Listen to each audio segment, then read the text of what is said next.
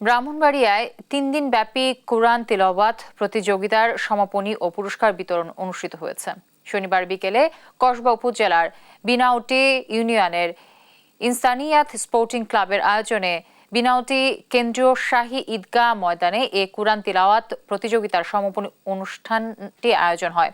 প্রতিযোগিতায় ৫৪টি মাদ্রাসা থেকে ১০০ প্রতিযোগীর মধ্য থেকে ২০ জনকে সমাপনীর জন্য বাছাই করা হয়। প্রথম, দ্বিতীয়, তৃতীয় বিজয়ীর মাঝে ক্রেস্ট ও সম্মাননা পুরস্কার এবং বাকি ১৭ জন প্রতিযোগীর মাঝে বিশেষ সম্মাননা পুরস্কার বিতরণ করেন অতিথিরা।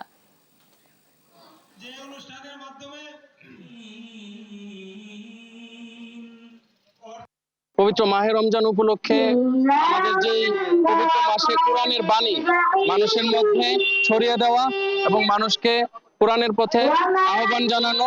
বিভিন্ন মাদ্রাসা থেকে আগত শিক্ষার্থীদের মধ্যে থেকে আমরা গত 2 দিনে 20 জনকে বাছাই করে তাদেরকে নিয়ে আজকে ফাইনাল রাউন্ড অনুষ্ঠিত হতে যাচ্ছে।